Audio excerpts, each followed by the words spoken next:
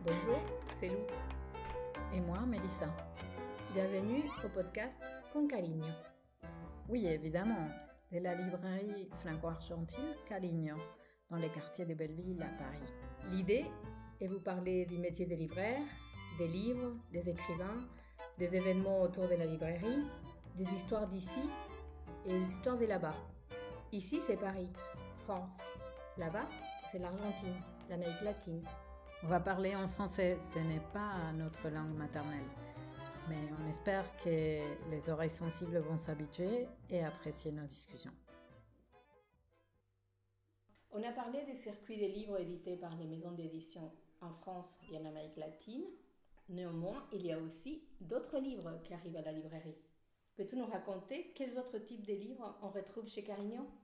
Oui, en effet, il y a une troisième voie, au moins, peut-être il y en a d'autres, mais c'est ce qu'on appelle l'auto-édition. Donc l'auto-édition, c'est une possibilité qui s'est ouverte récemment. Les moyens d'impression étant plus accessibles, plus démocratiques, il y a même des entreprises qui proposent à tout un chacun d'éditer leurs livres. Et voilà, ce sujet, il est assez vaste parce que ça nous amène à la question de pourquoi on écrit des livres, pourquoi on les édite, pourquoi on veut les diffuser. En tout cas, en tant que libraire, tu es une des personnes à qui on consulte quand on a une idée de livre ou quand on vient d'éditer un nouvel ouvrage. Alors, regarde, Lou, j'ai fait une petite sélection des bouquins qui sont arrivés à la librairie par ces auteurs. Ils sont, comme tu vois, assez différents, mais ils ressemblent à des livres édités. Les quatrièmes de couverture en un numéro ISBN. Les formats sont assez ressemblants, tu vois. Ils ont tous une espèce de taille A5. Les épaisseurs sont à peu près les mêmes. On voit bien que là, on est dans une mode d'impression qui est un peu standardisée. Les couvertures peuvent être mates ou brillantes. Mais ce qui est drôle, je vais vous raconter, vous qui ne pouvez pas les voir, c'est qu'on a des sujets très différents. Ça, c'est un livre des contes féministes, écrit par une Française. Ça, c'est un roman écrit par une femme argentine qui habite à Bruxelles. Ça, c'est un livre documentaire, on peut dire. Avec des photos très, très joliment éditées, des différentes couleurs. Sur un voyage au Brésil. Ça, c'est un livre qui raconte une expérience de vie. Là, on a un livre fantastique. Et ici, encore un livre des nouvelles. Celui-là, il est un peu particulier parce qu'il est quand même édité par un éditeur. Donc, tu vois, c'est dans un an d'existence, dans la librairie, on a reçu au moins, et là c'est qu'une sélection, 6 livres auto-édités qui sont vraiment très très différents. Et là, c'est les auteurs qui sont arrivés pour te les proposer ? C'est une très bonne question. C'est de ça qu'il s'agit, un peu la question en profondeur. Pourquoi on édite un livre ? Pourquoi on écrit un livre ? Et comment on fait pour les diffuser ? En effet, quand l'éditeur manque, la communication, la diffusion manque. Et donc, c'est à l'auteur de faire circuler ces textes pour qu'ils soient connus. Donc, c'est les mêmes auteurs qui font les textes, qui fait sûrement la couverture, ou en tout cas il choisit son mode d'impression. Est-ce que la couverture elle est mate, elle est brillante, ou qu'est-ce qu'on met comme image. Et après, il faut qu'il aille avec ses ouvrages les vendre. Et c'est là qu'ils viennent voir les libraires pour te les proposer. Et dans ces cas-là, c'est comme un dépôt. Si tu es d'accord de garder ces exemplaires, tu les mets dans une table et quand un livre est vendu, il y a une partie, un pourcentage qui reste à la librairie et un pourcentage pour l'auteur. C'est exactement ça, tu as tout compris. Donc les auteurs arrivent avec ces propositions des livres, voilà, en te disant, si vous voulez bien, je vous dépose 5 exemplaires, 10 exemplaires. Si vous les vendez, ben on s'arrange. Si vous les vendez pas, je les récupère. C'est une démarche assez courageuse et osée parce que dans la multitude d'ouvrages qui se présentent dans une librairie, une auto-édition aura toujours un peu du mal à se faire une place. C'est assez complexe. Mais ça ouvre des énormes possibilités parce qu'aujourd'hui, avec les réseaux sociaux, on peut aussi faire bouger un peu les buzz, on communiquer autour de soi dans des circuits plutôt proches. J'ai édité ces livres, vous pouvez les trouver dans telle librairie. Et ils peuvent aussi organiser des rencontres ou des choses comme ça si les livres ou les sujets se prêtent. En temps normal, oui, on devrait pouvoir organiser des rencontres et présenter ses livres. D'ailleurs, c'est lui qui a des photos. C'est un très bel exemple parce que c'est sorti en février. Et donc, ils avaient réussi à programmer avec une autre librairie une exposition des photos en même temps que la sortie du livre. Et ça, c'est une belle manière de faire connaître, d'attirer l'attention, de donner l'occasion de se rapprocher de l'ouvrage d'une façon différente. Après, en effet, les rencontres en ce moment, c'est un peu compliqué. Et ça veut dire que si toi, tu as un coup de cœur pour un livre auto-édité, tu peux, dans une circonstance normale, on va dire, organiser quelque chose autour entre toi et l'auteur. Il ne faut pas passer par le bureau des presses ou des choses comme ça, parce que c'est ça aussi, c'est que les livres, ils ont une visibilité, c'est très compliqué de faire vivre un livre.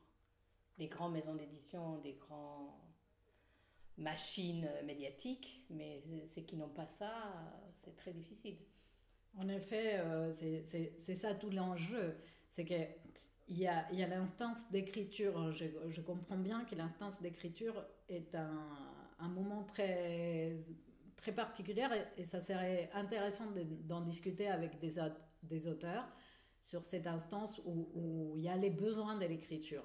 Mais au-delà de ça, comme toute œuvre artistique, c'est au moment où elle prend contact avec les lecteurs que ça prend du sens. Donc, en effet, c'est aux libraires, entre guillemets, de porter des textes qui valent la peine. En effet, dans les lots, moi, j'en ai certains qui m'ont surpris, que je n'avais pas vu venir et dont l'écriture me semble vraiment intéressante et importante. Et il y en a d'autres qui sont très difficiles de porter parce que très spécifiques, parce que pas tout à fait en accord avec la couleur de la librairie. C'est toujours difficile de refuser à un auteur de te laisser ses œuvres. C'est ce que j'allais te demander, oui. Comment tu fais quand la personne te laisse un livre, tu les lis et tu te dis c'est pas fini, c'est pas bon. Alors, c'est difficile, ouais. C'est pas... Il faut savoir que moi, je ne me sens pas à l'autorité absolue, donc un livre que moi n'aimais pas plus peut plaire à d'autres, et ça, j'en suis consciente. Dans ma librairie, il y a peut-être des livres que moi, je peux passer à côté, que pour d'autres peuvent être très importants. Mais au-delà de ça, quand un auteur t'amène un livre, c'est un peu son bébé, son objet. Tu peux rarement le refuser. Tu peux toujours l'accueillir et lui dire bah, je vais essayer, je vais voir, je vais les lire, je vais tenter. Mais tu peux pas lui fermer la porte, ou au moins À Caligno, on n'arrive pas à faire ça, pas encore. Est-ce que parmi ces livres auto-édités, il y a des ventes? C'est qui vient les acheter? Les amis de l'auteur à qui il a dit il faut aller à Caligno, il y a mon livre? Ou il y a des gens qui passent et qui peuvent être attirés par la couverture, te poser des questions? C'est quand même un peu mystérieux à chaque fois pourquoi on choisit un livre. Mais là, c'est des livres sur lesquels, en principe, on n'a pas entendu parler ou on a trop entendu parler. C'est tout à fait ça. Alors, de notre petite expérience, il y en a certains qui arrivent à se vendre. Et j'ai envie de dire, dans notre expérience, c'est la spécificité, c'est la particularité du livre qui fait que ça attire l'attention. Il y a aussi la fabrication, c'est hyper important. On ne se rend pas compte combien une couverture ou une autre de toutes vont presque t'empêcher de rentrer dans les textes. Parce que, moi personnellement, en plus, tu sais bien que j'ai un passé de graphiste, donc tu sais bien que la matérialité d'un livre est un contact physique ultra important. Et même s'ils ont l'air exactement comme les autres, il y a quelque chose, va savoir qu'est-ce que c'est. C'est vrai que le format, il est un peu plus large que les livres habituels. Ils sont plus carrés. Et peut-être le papier, il n'est pas le même. Il y a toujours une odeur. Moi, c'est quelque chose qui me manque quand je lis sur les tablettes. C'est cette matérialité de l'odeur de l'encre et de la texture des papiers. Oui, franchement, c'est vrai qu'il faut se poser la question, où est-ce qu'elle se niche, cette différence? Est-ce que c'est l'épaisseur, la largeur des pavés des textes? Est-ce que c'est les choix de la typo, que ça soit pas une Times New Roman comme celle qu'on a dans tous nos textes d'ordinateur, ou le fait qu'un chapitre soit ouvert par un vrai titre, que ça soit centré. Une vraie mise en page d'édition. C'est quelque chose de mystérieux pour l'instant, et pourtant, oui, disons qu'on pourrait faire une analyse beaucoup plus poussée, mais qu'on sait qu'il y a quelque chose qui les différencie des livres édités, vraiment édités par des éditeurs, et qui ne leur rend pas particulièrement service. Et dans la librairie, les livres auto-édités, ils sont mélangés avec les livres des maisons d'édition, ou est-ce qu'il y a une table à part où tu mets en avant les auto-édités? Dans ma librairie, donc à la librairie Caligno, en effet, les livres auto-édités, ils sont dans un petit coin, près de moi. C'est une table, c'est un armoire un peu particulier. Je l'ai joyeusement dessiné comme ma table de bizarrerie. Mais c'est avec beaucoup d'amour que je dis ça. Ils sont entre les livres photos, les livres de poésie, les livres d'art. C'est vraiment des choses qui viennent jusqu'à moi par un schéma très particulier, peut-être un schéma plus long, et que je dois et peux défendre que si je trouve la personne à qui ça correspond. C'est pour ça que je les garde près de moi. Je ne peux pas les noyer dans les éditions courantes. C'est mon choix, c'est vrai, mais ils sont petits encore. C'est comme s'ils seraient encore un petit peu fragiles. Et tu ne peux pas les noyer, tu ne peux pas les mettre dans la cour avec les grands.